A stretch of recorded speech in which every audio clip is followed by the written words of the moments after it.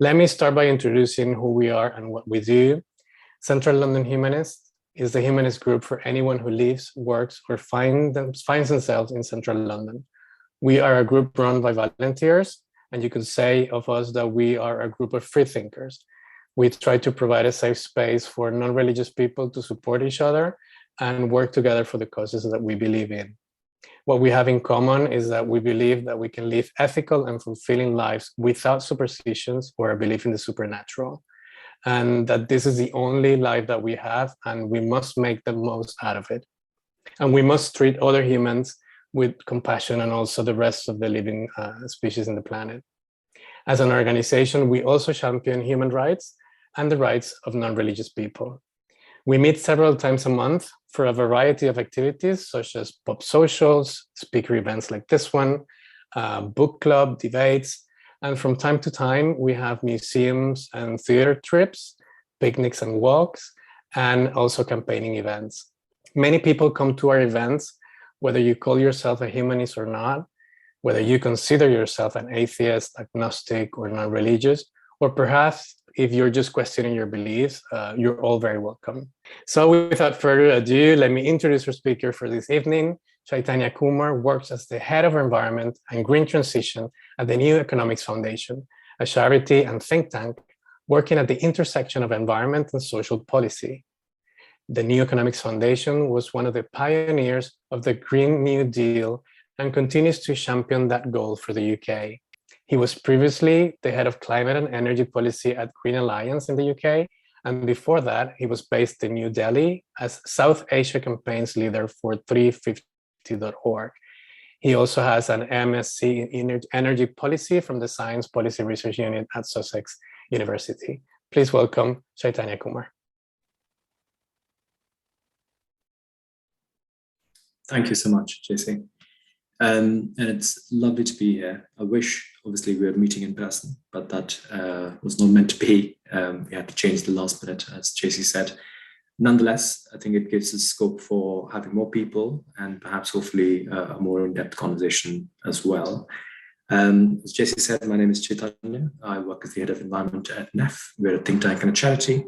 I've been working on the issue of climate change for about 13 years now. I cut my teeth, so to speak, in the campaigning aspect of climate change, campaigning against coal and coal mining and coal plants back home in India. As you can imagine, it was difficult. India still relies heavily on coal. We'll get into some of that geopolitical dynamics that are at the heart of COP26 or a lot of these international negotiations. And subsequently moved on to the policy world when I moved to the UK, looking into UK's domestic policy on climate change and by extension, European climate policy as well.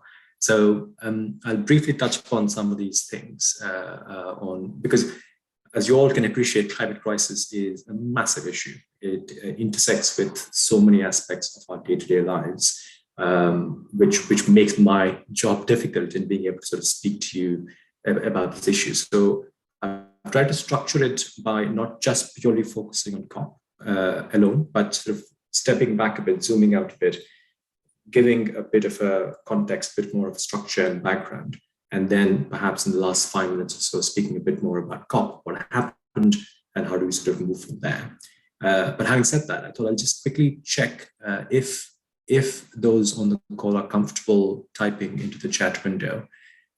Just share what word comes to mind if I ask the question, how would you assess the outcome of COP26, the climate negotiations that just took place in Glasgow? Any word that just comes to mind in 30 seconds.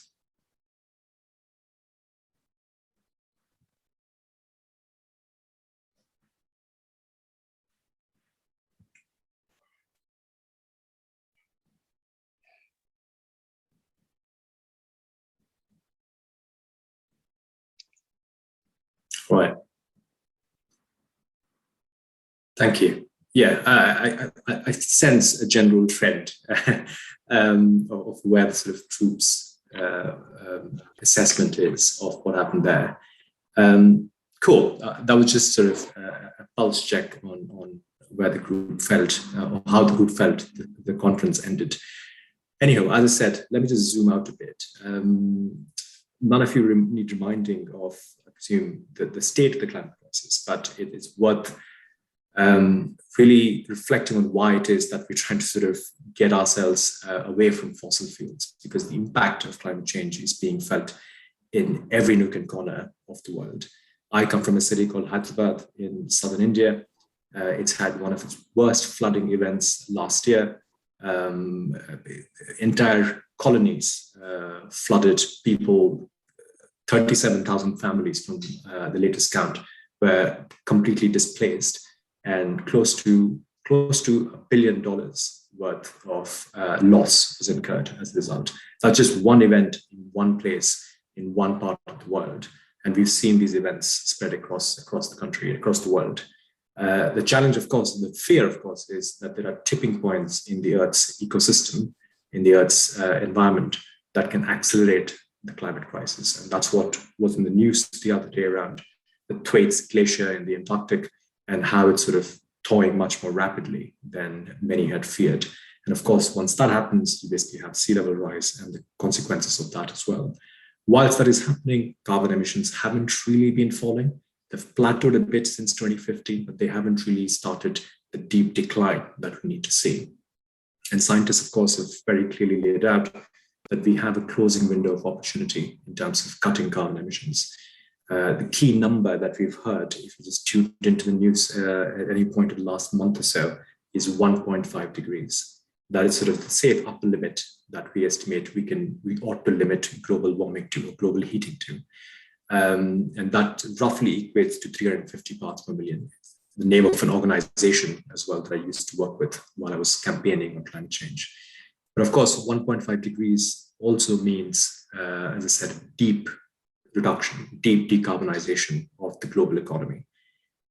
Just to give a sort of sense of what is at stake. At our current rate of carbon emissions, we've roughly got about 8 years. We emit about 40 gigatons or billion tons of carbon dioxide every year.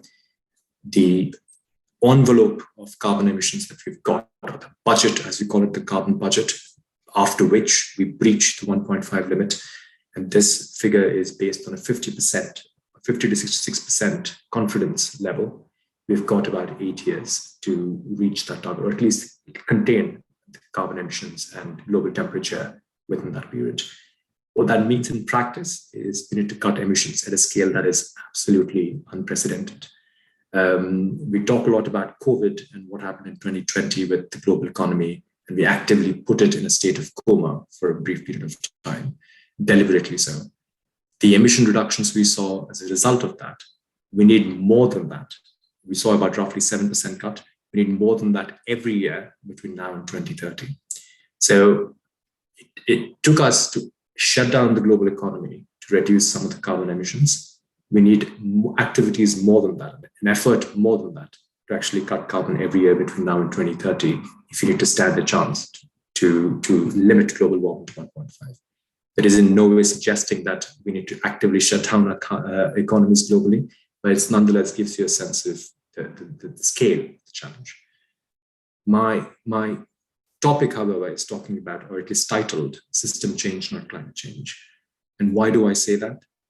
Because some of the solutions to this crisis are rooted in the history of this crisis. Because climate change, of course, is a problem of cumulative emissions. It is not about the emissions that I put out today. It is about emissions that I put out into the atmosphere several decades ago, centuries ago even, that are still in the atmosphere, that are heating up our planet. And the source of that, you can go all the way back to the Industrial Revolution. And if you dig even further, you obviously see links to slavery and colonialism and things like that. So we need to really not dissect that too much, but really understand that that's some of the roots of how we ended up here. There is inequity embedded in the climate crisis. And that's what I want to sort of briefly touch upon, that inequity is very much at the heart of how we ought to tackle the climate crisis as well. And system change, again, not climate change, partly because, or largely because, our economic systems drive climate change. It is the way we have sort of tuned and engineered our economies to grow in a certain fashion to rely on fossil fuels almost to a point of addiction. We are addicted to fossil fuels. How we've used fossil fuels to grow and drive our economies is very much the reason why we are having runaway climate change at this point. The question, of course, is system changing is to bring it down within certain planetary boundaries, because we know that there are certain limits that we cannot go beyond. Now, if you've established the fact that the economic system is the center, and we know economic growth drives carbon emissions, and we also know it's fairly simple if you look around, it's also the same growth obsession in other parts of the world, outside of the UK's borders, that are driving emissions in India, China, Indonesia, other parts of the developing world at breakneck pace. If you look at the emission scale of countries like China post-2005, they're just off the charts, just go very, very rapidly higher. But undoubtedly, that change has also pulled millions of people out of poverty. And that is a very key thing to note, because when we are talking about climate change and who is more culpable and who isn't, it's really need to understand that bringing people out of poverty is as much, if not more, of a pressing priority, political priority for leaders in a lot of these countries. So there is a very sort of simple but wicked dilemma at the heart of the climate crisis, where economic growth obviously leads to carbon emissions, while at the same time we need it to bring people to a decent standard of living. How do we do that is obviously the key question of our times. But beyond that, there's something, again, a bit more obvious that's happening in the global economy, which is we all know that there's deep inequality in the system across the world, not just in the UK or the West, but everywhere in the world. Oxfam does an annual analysis of how much the 1% of the richest people in the world contribute to the climate crisis. Surprise, surprise, or perhaps not a surprise, we know 1% contribute a significantly disproportionate amount to the climate crisis. They've quantified this, and they basically come up with a figure of 16% of global emissions could be attributed roughly to 1%. There might be some accounting issues we can get into perhaps later, but that gives you at least a sense, even if you're a few percentage figures, basis points of that, it still represents a significant chunk. So when you're looking at deep decarbonization that I talked about, and we try and ask the question, how do we do that? We cannot escape the fact that the culpability certainly lies with the 1% in many ways. And we need to be able to tackle that inequality. We need to really figure out how do we reduce those carbon emissions much more rapidly before we have the sort of political blame game that we've seen briefly at COP26. It's like, oh, it's India's fault, it's China's fault, it's Indonesia's fault. I think it really forces us into a very myopic way of thinking about this, when we just zoom out and realize that the economic systems that we have driven a lot of inequality, have driven a lot of power into the hands of the 1%, and that is also driving a lot of the carbon emissions. Sticking to the economic aspects of this, countries in the West, particularly in the UK, for example, have started to do something quite, I wouldn't say unique, but certainly an interesting trend, which is to decouple, to separate economic growth from carbon emissions. So you can keep growing the economy while cutting carbon. And you've seen the Prime Minister and others speak about how since 1990, the UK's economy has grown by about 75%.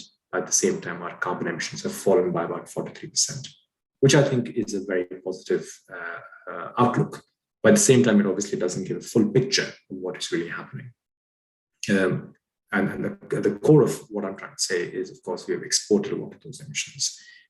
We rely a lot on imports for a lot of the goods that are carbon intensive, that come from abroad, from beyond our borders. And the impact of those emissions obviously felt globally, because any ton of carbon emitted anywhere in the world is causing climate change for all of us to experience. And I think that another reason, of course, is we've moved on to a very service-oriented economy, shut down a lot of the manufacturing base that we had for several decades. That has ended and moved on to a very different economy, and how the economy keeps shifting as we become a more digitally oriented economy as well. And of course, alongside that, we've seen some positive developments on energy efficiency and renewable energy.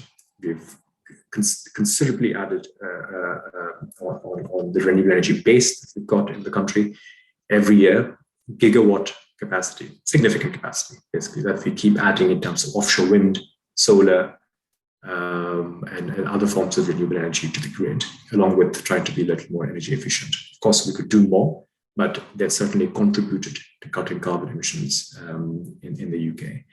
This is a model that needs to be worked up further. This is a model that we really need to think about how other countries could be adopting. When I say model, I literally just mean how do we scale up the known solutions that we've got, renewables and energy efficiency. Look at any modeling that starts from today to getting to net zero. That's the phrase you've heard of being spoken about quite a lot. Any scenario, any model that you can take seriously has incredible amounts of renewable energy and energy efficiency embedded in it. Without those two solutions, there's no way we get to net zero. So how do we ensure that we work those up into growth models around the world is actually obviously very, very important if you're serious about cutting carbon emissions. And when you're thinking about these technologies and technological transitions, the wider picture of economic growth and the obsession with economic growth still isn't going anywhere. I think that needs to be tackled head on as well, because I certainly don't believe that we can continue to have the kind of economic model that we've got and still end up with a world that we find agreeable, acceptable, just because we've greened it a bit, just because we have added a green tinge to it. I think there's a wholesale change that at least we at NEF argue needs to happen. That isn't just about replacing a dirty fossil fuel factory with a clean technology. It isn't just about shutting down a coal plant and putting a solar panel in its place.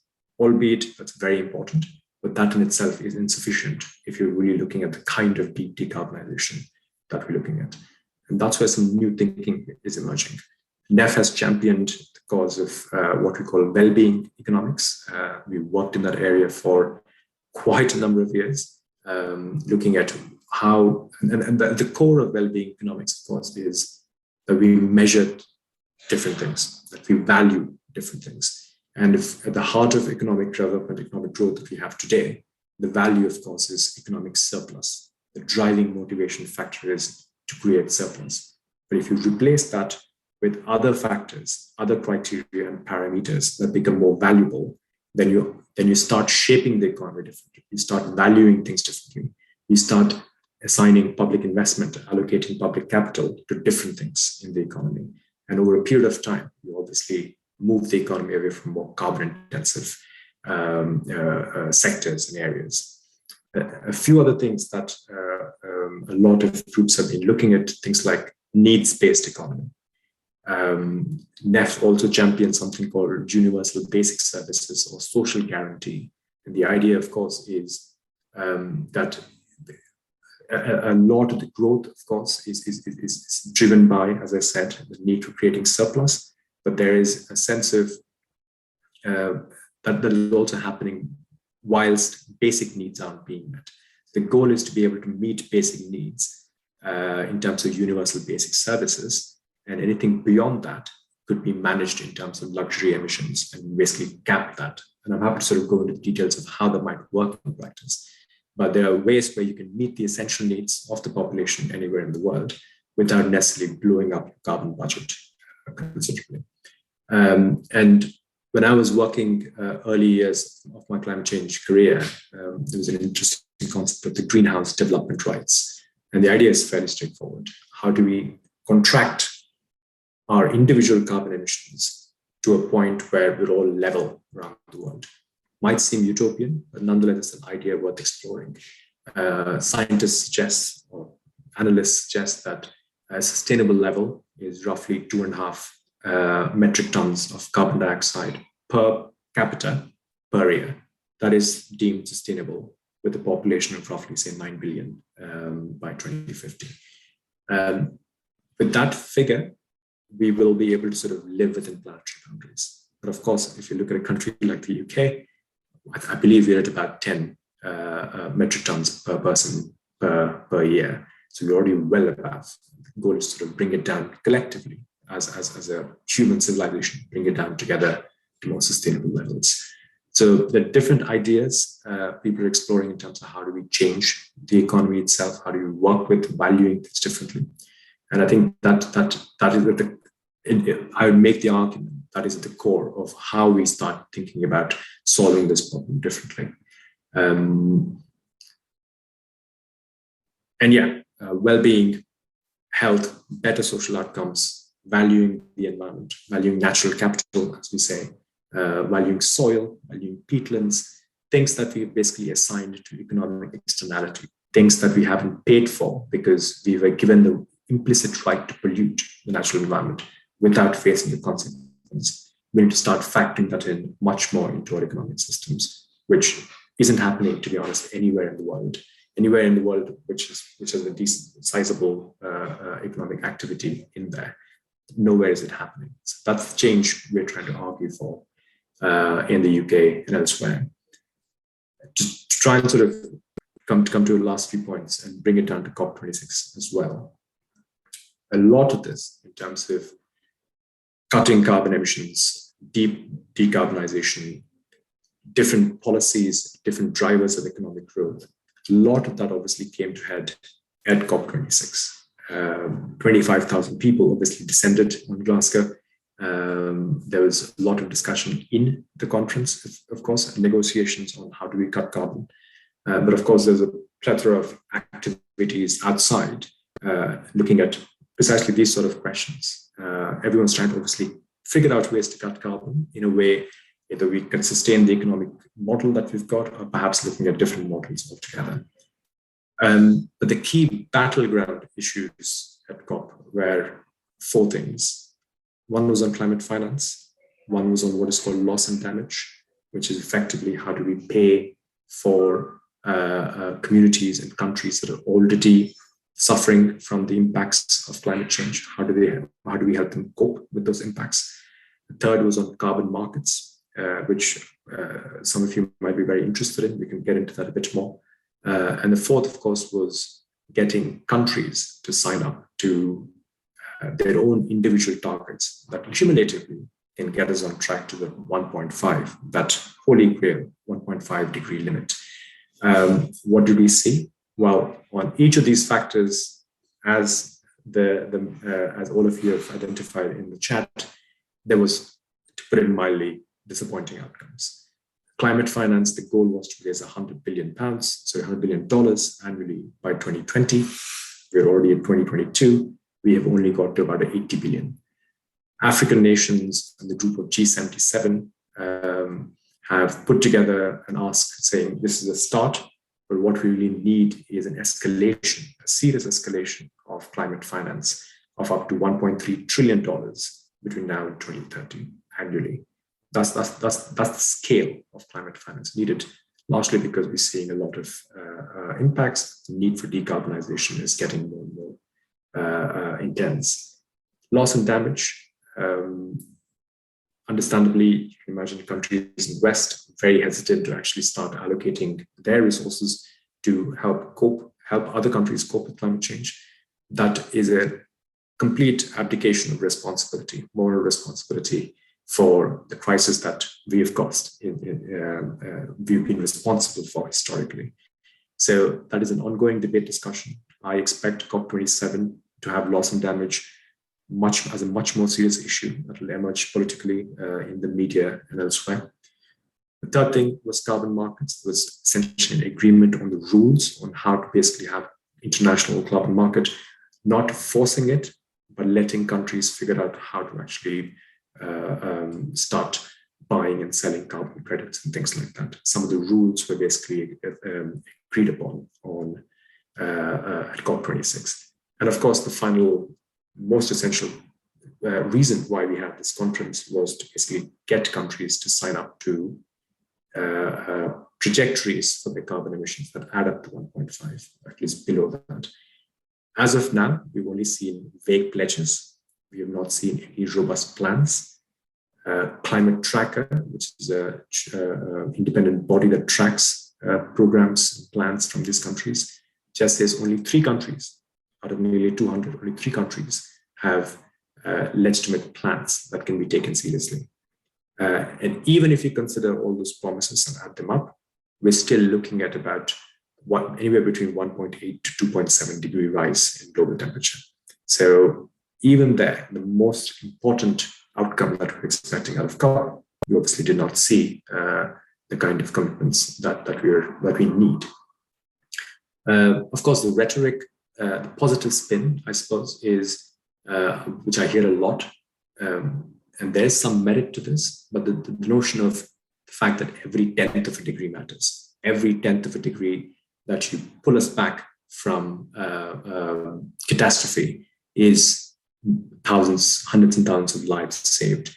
There is merit to that. 2.7 is certainly worse than 2.5, which is certainly worse than 1.8. So gradually bringing it down is obviously very important. But that is where you enter a lot of problems, because as I mentioned at the beginning of my remarks, the scale of decarbonization is obviously immense, but the attitude, it seems to me, that governments are taking is fairly laissez-faire, which is we can continue as business as usual, and we'll basically have new technology coming in and saving the day. What do I mean by that? Things like negative emissions technologies, the idea that we literally suck carbon from the atmosphere, put it underground, put it in pipelines, stuff like that. Is it technologically proven? No doubt, yes. Have we got some pilots here and there? Yes. But there's a world of difference between having something in the lab or a couple of demonstration projects on the ground and actually having it operating at scale. There's a world of difference between the two. And I think that's where we have a major challenge. To give you an example, there is a technology called BECCS, Bioenergy Carbon Capture and Storage. The idea is very straightforward, which is basically burn wood. The emissions that come out of that, you suck them from the chimney stacks or from early in the process before burning, and then you put it in the ground or in a safe storage space. And it is considered a negative emissions technology. But the idea, of course, is burning wood, as most can agree, doesn't seem like the right thing to be doing. So the argument is that we create sustainable wood. We create wood purely for the purpose of burning, and therefore we're not destroying old growth forests and things like that. The challenge, of course, is the models that assume this technology to operate to get us down to 1.5 require land, because obviously wood needs land to grow on. The estimates suggest we need land twice the size of my country, India. Twice the size of India. That's the kind of land that we need to basically meet the needs of what the model says that this technology can deliver in terms of limiting global warming to 1.5. That is just the illustration that this is absolute, well, I'm not going to use the word rubbish, basically. This is absolute rubbish, and you have to make several leaps of imagination that this will actually happen in practice. So I've just named one technology, but there are lots of technologies like that where we are heavily reliant on, based on very, very spurious modeling that suggests that we can still get to this target, business as usual, without really cutting carbon or using technologies that are more proven, and instead relying on technologies that, frankly, don't really exist at scale. I think that's a key challenge. I appreciate we've spoken for quite a long time. I just want to conclude by one final point, which is, whilst the challenge is immense, and whilst I've tried to make the case for why economic systems have to change, economic growth has to be redefined in many ways. How we do that, what are the principles we adopt and underpin this transition is very, very important. And that's where the notion of fairness and a just approach to this transition is key. Any transition of this kind obviously will have winners and losers, will have costs and benefits. Ensuring that the costs and benefits are distributed equally across society, fairly across society, is very, very important. And that's where the argument I made around how do we ensure that the 1% is in our crosshairs and we reduce emissions fairly is very, very key, important and critical. And NEF does a lot of work in this area. The notion of just transition or fair transition is very important to us. And that needs to happen both domestically in the UK and internationally around the world. The scale of the change we need to see isn't just going to be happening by installing a few wind turbines or retrofitting a few homes, but a wholesale approach to reshaping what we value in the economy and how we ensure that value gets spread equally across the population, equitably across the population, is very important. So I just want to conclude with a quote from Bell Hooks, who unfortunately passed away, a radical feminist from the US, when she says, "Beyond simply surviving adversity, we must dare to create lives of sustained optimal well-being and joy." I think that to me defines, or at least says a lot about, we are going through a moment of adversity. It's not just about trying to survive and adapt to it, but really rethinking what has got us here and how do we reshape that economy, that future, in a way where we can value the things we really care for, well-being and joy. So yeah, I'll stop there. I appreciate we've only got 20 minutes. Back to you, JC. Thank you so much, Chaitanya, for this fascinating talk and also for the update on what was promised at COP26 and all those challenges that we face now. Please receive a massive round of digital plus through the medium of Zoom. We are now going to hear from our friends at the Humanist Climate Action. So while they're presenting what they do and who they are, if you have any questions for Chaitanya, please pop them in the chat and we'll be reading them after Laurie Marriott presents the Humanist Climate Action. Laurie. Hi, thank you. Can you hear me okay? Yes, we can. Great. Thanks, JC. Hi, everyone. It's a pleasure to be here with our friends at Central London Humanist Friends. Thank you for this opportunity to just tell you a little bit about Humanist Climate Action. The talk was really fascinating. I'm sure you've all got some really great questions as well. So I'm going to be very brief because I'm sure you will want to kind of get onto the discussion. So my name is Laurie. I am the coordinator for Humanist Climate Action Committee. So HCA is a volunteer-led network of Humanist UK members and also supporters as well. So you don't have to be a member to kind of join the network. Within the Humanist UK family, we're a relatively new network. We do obviously have some important aims, you know, relating to many of the things that have been kind of talked about and mentioned today. Some of them such as campaigning for policies that promote low carbon, ethical, sustainable living. We also want to ensure that the humanist voice is heard in belief-led initiatives and debates on climate change and climate justice. And we also want to bring humanists together to facilitate action on these issues as well. So just to share just a couple of examples of what we've been up to already. So we are a member of the Climate Coalition.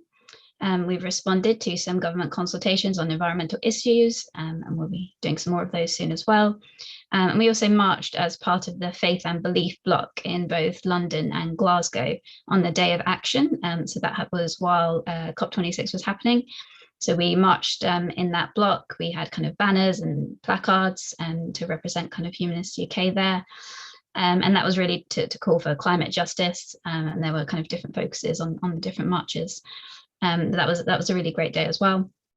Next year, obviously we're coming to the end of the year, so next year we'll be continuing to engage on policy consultations. The government's got some consultations out on plastics and things like that at the moment. We are hoping to launch what will be a monthly newsletter, so we can let kind of people that are interested know what we're up to and how to help as well. We also hope to engage more with humanists on environmental topics. And finally, we're hoping to hold an event centered on biodiversity in relation to Darwin Day next year. So that might be something to look out for. We've also got COP15 coming up next year, which is in relation to biodiversity. So it will all be kind of tied in with that. So just finally, just to say, we'd love to see some more people joining the network and it's kind of supporting the causes, particularly if you're interested in humanist aims and also environmental issues. So if any of this sounds interesting to you, please do visit our website for further information. So the best way to find us is either to type just Humanist Climate Action into a search engine, and we should be the top result there. You can also find us on the Humanist UK website. So if you go to the Get Involved drop-down menu, we're in kind of the networks section rather than the campaigning section. So if you go in campaigns, you won't find us there, but we're in the bit that kind of has defense humanists, LGBT humanists, that section. I can also put the link in the chat if that would be helpful as well. So thank you very much. Thank you for having us. Thank you so much, Laurie. I think Damien just put the link on the chat.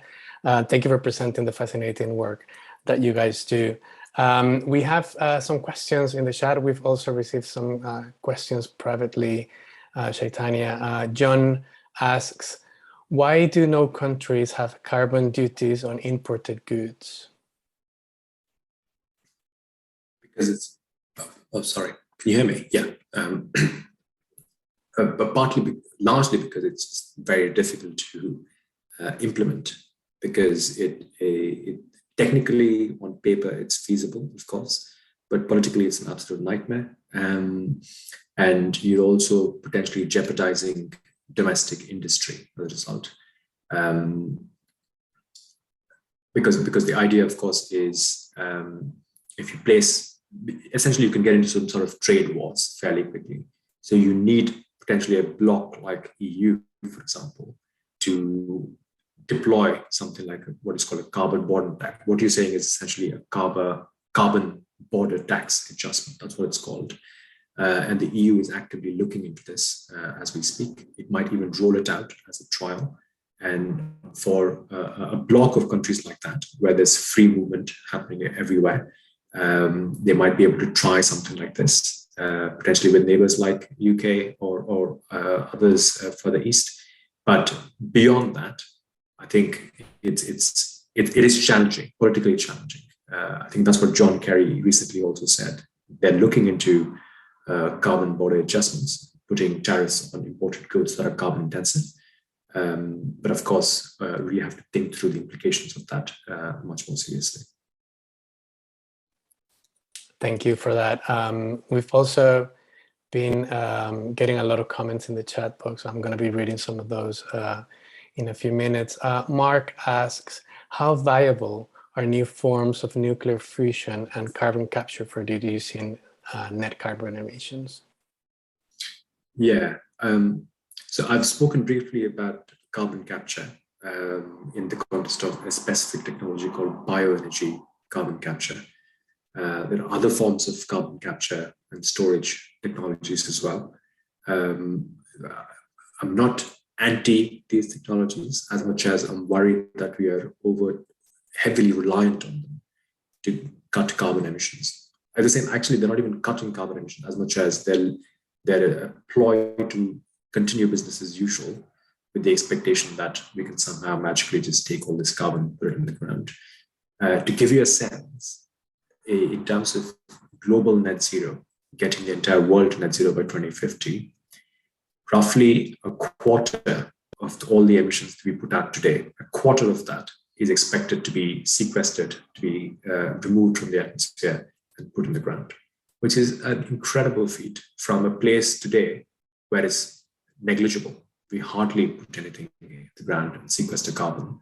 From there to about a quarter of global emissions to be sequestered and put in the ground seems extremely ambitious. Can it be done? Perhaps, I have no idea. It's just quite worrying that we rely so much on that. When it comes to nuclear fission, I suppose the new technology we're talking about, the fission is fairly straightforward. There are no new ways of doing it as such, but it's more around how do you deploy it in a way where we can actually get nuclear energy out in the market. And the new approach is what is called SMRs, or small modular reactors, as opposed to the very big kit, centralized kit that we have, which we're struggling to create. As we know, EDF is struggling to get Hinkley Point C off the ground in Somerset. What was supposed to be done by 2017 will take by 2027, a 10-year delay to the project. So what companies like Rolls-Royce are proposing is, instead of going for the big kit solution, why don't we modularize nuclear fission in more smaller units and then dispatch it? Because it's much quicker to build. It's much more easier to sort of get planning permission for things like that and then roll it out. Can it be done? I don't know, but we're banking on it again and expecting by 2030, some of these units will be up and running in about 9 years' time. So it is. When I say some units, at least one unit will be up and running. So it's quite ambitious in that way as well. But we need to throw the kitchen sink at this problem. So I suppose we'll have to try all of these things. Yeah. We have about 10 questions right now, so I'm going to go a little bit quicker. Sure. So Steve comments, fossil fuels need to stay in ground. Global redistribution of wealth is needed, nothing short of system change. And he asks, what can the person in the street possibly do, as it seems like a daunting challenge? I don't know. Depends on the kind of person you are. If you're a person who has got the resources to be able to really decarbonize your own life, then and your own lifestyle, then highly recommend that individual goes and does it. I am retrofitting my house, for example. I live in Oxford, and it's been a daunting exercise, I must confess, but nonetheless, I'm trying to do it. It won't be zero carbon, but eventually it will be over a period of time, but certainly reducing my energy demand considerably. That's a goal. What we eat, what we buy, how we travel, how we heat our homes, all of them are quite important. And if you have the resources to be able to change that without necessarily impacting the standard of living in some ways, then I think it ought to be done. It should be done. So I'd say that's what individuals could probably do: really cut their carbon emissions locally. If the question is that enough? Of course not. But the point is, there are limits to what an individual can be doing in within their control. And what's within their control, of course, is their own carbon footprint. I think that can be reduced considerably. Thank you. Katya wonders if you could please repeat the quote that you read at the end about not just surviving. Yeah. Let me pull that up. Yes. So it's part of a longer quote, but I've sort of truncated it. She says, beyond simply surviving adversity, we must dare to create lives of sustained optimal well-being and joy. Obviously, Bell Hooks' writing is every sentence is quotable in many ways, but I found this perhaps a bit more apt today. Yeah. Do you mind popping the name of the author in the chat for us, please? Oh, okay. Yeah. Thank you. While you do that, Deborah is interested in knowing what the New Economics Foundation is doing or advocating specifically to influence or change the economic model. Several things, but a couple of things come to mind quickly. One is really getting the government to move away from its very fiscally conservative approach, because everything is seen as a cost. If you note the Chancellor, for example, literally a couple of days ago, there was an article saying the Chancellor is worried about the cost of booster jets, without acknowledging the fact that if you did not do that, then the consequences will be much more severe. So there is a very myopic, parochial approach to finance and to investment. The clue is in the name, it's an investment. It's not just a cost, it's an investment, and it ought to be seen as an investment. So what we're trying to change is, of course, the broader narrative of how we think about financing these issues and the role of the state in taking a more serious role in addressing climate change, because it can and it should. So we're trying to change that and influence the Treasury on that. It's an uphill battle, certainly with this government. That comes to mind. And the second bit, of course, is working with some of the devolved administrations, particularly Wales, which is trying out some interesting things. It's got a trial on universal basic income that's rolling out fairly soon. It's trying out new things in terms of how it can scale up its labor in the country. Well-being economy, you've got the Future Generations Bill in Wales, if you come across that really tries to work with different indicators of economic development. And we work very closely with the Future Generations Commissioner office that was set up to ensure that the bill is implemented and adopted in full. So we're doing a lot of work with them and the Welsh government. And yeah, I can get into a lot more details, but those two come to mind. Thank you. Livia says, on growth and scaling up, Do you think that to achieve system change, it is necessary to use existing approaches as common ground, or is it possible to change how we think about growth? Is it possible? I'm sure it is possible. I think but it is not going to be like turning a light switch, as I'm sure you'll appreciate. I think it'll be a slow process over a period of time where thinking about younger generation right now and the things they value perhaps, and how they see their careers and the importance like sustainability is much more at the core of their thinking. I think those factors, demographic factors, those aspects over a period of time will certainly change how we think about, how we perceive growth, what we value differently. That alongside of the macro changes around us in terms of how the labor market is changing, how digital is becoming a core aspect of our lives more and more and more. Obviously, it has its downsides, no doubt, but it's certainly shaping our economies much more. And obviously, it will have consequences for carbon emissions as well. And I cannot underestimate the importance of this demographic shift that we're seeing. I love to give the example of companies like Shell and BP really struggling to bring young people into the organization because they've lost their social license in many ways to operate. And young people don't want to be associated necessarily with these firms, and they're really struggling to hire young people. So as those who get to dictate the economy and who it serves, once that changes more and more and more, then hopefully some of these changes will happen over time as well. Sure, we can have a much longer discussion on this, but that's my initial sort of sense. Thank you. Jonah says, how can we incentivize green energy and greener practices in the business sector as opposed to enforcing carbon taxes, which would be politically difficult or challenging for politicians to advocate for? I think in the UK, we already have a carbon tax or carbon price. It is a mix of tax plus a price that is set by the market. So we already have that, but it primarily applies to power stations that are fossil fuel based, aviation sector, and a few industries like steel, cement, things like that, which emit a lot of carbon. So we already have that in place. Can we extend that to ordinary citizens' households?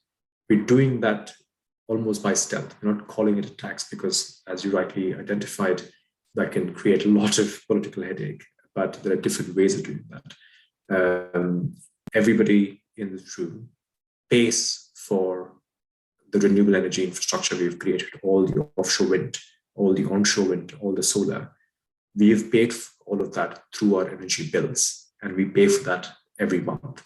So 10% roughly of all our energy bills directly go to paying for that infrastructure. Not many people know that, but we're doing that anyway. So perhaps you can call it tax by stealth, but we have to pay for it somehow, and that is how we're doing it. So I think it's really figuring out what the trade-offs are, and really figuring out how we can obviously sell different ideas and solutions to the public. Very important. But we certainly already have a pricing mechanism and a tax system in the UK to tax carbon. Thank you. Steve says that France provides 80% of electricity from nuclear, and he wonders if we could use molten salt water reactors to do it better. I'm sure we can. It's a question of, can we get it up to scale in a slightly urgent fashion? Because that's the big challenge. It's not about, does this technology work on paper? Can we have a couple of trial and demonstration projects? I'm sure we can. It's really ramping up because cutting carbon rather quickly is a challenge at hand. And as I've said, EDF is a classic example where the company made a famous statement saying, we'll all be cooking our Christmas turkeys with EDF's nuclear energy in 2017. They're not going to be doing that till 2027, and that's the latest. It might get delayed even further. So we've got a challenge in our hands where we know certain technologies are needed, but scaling it up is the real challenge. Brilliant. And then lastly, Laurie says, great talk, thank you. How can we recenter conversation and goals away from simple measurements of GDP and wealth and onto other forms of human development and well-being? That's the most critical thing. It is for us, for me, and for us at NEF, the most sort of important challenge, most critical challenge, whether we'll be forced to do that because of climate change and the impacts we're facing, or whether we come to our senses and do that organically because we realize that is the only way to get ourselves out of this mess we've created. I don't know. But either which way, we will go down that route. And I'd rather go down the route having figured out democratically that that's what we want to do. And as I've said, and as you've acknowledged as well, value things differently is very important. I'd perhaps only suggest reading an author called Mariana Mazzucato. Some of you may have heard of her. She's written a very famous book called The Entrepreneurial State, but more recently, she's written a book, I'm not sure why I'm blanking on it. It's got the word value in it. I'll find the link very soon, but her latest book around value and how do we define value and what do we give value? Why do we value bankers more than nurses, for example? That's a critical question. But bankers can make £100,000 while nurses stuck £20,000. Why is there a disparity? Who decides that their economic output is much greater than someone else's economic output? And then it boils down to the fact that we just value things differently in this economy, and that needs to change. So she writes wonderfully about that question quite critically, but she's just one amongst so many wonderful authors out there, really pushing the envelope, pushing the debate on really changing what we value and the parameters of how we judge economic growth and development. So a lot of content out there worth looking into. Yeah. Katia says in the chat that the book is called The Value of Everything. Yes. And the author's name is Mariana Mazzucato. Thank you. And yes, Jonah says, thank you for the answer and very informative talk. Climate change is a displacement driver as more regions in the world become uninhabitable due to flooding and droughts, aside from the human tragedy of people being forced from their homes. He wants to know what impact could this have on the coordinated global endeavor to tackle climate change? Yeah, I think we call this sort of black swan events, right? There are things in the system which are really hard to model, really hard to predict. A lot of these models make so many assumptions around not just around technology, around cost, and things like that, but they're incapable of factoring in things like what happens if there is, tipping points that we hit. What happens if there is issues with migration that are induced by climate change? How do we factor that in? How might economies have to embrace that? It's incredibly difficult to model that. But the warning signs are clear, and they're coming from very interesting places, like defense departments in the UK, in the US, and other parts of Europe, who've identified climate change as a serious threat, not just for their naval bases around the world, which is another factor, but also around other aspects of migration, things like that, which is a bit creepy when you think about like the defense department worrying about that. But nonetheless, these are key questions that are very hard to predict, very hard to model. So I'm not giving a satisfactory answer except to say, yes, I worry about it. I have no idea what's going to happen on those questions. But we need to have compassion. We need to have those fundamental values as humanists, you guys, all of us really advocate for. They, again, need to be centered when we face those kinds of challenges that climate change will throw at us in the coming years and decades. Thank you so much, Chaitanya. Thank you so much to everyone who asked questions during the Q&A. And please join me in giving a big round of digital applause to Chaitanya Kumar for this amazing talk. Thank you everyone for joining us this evening.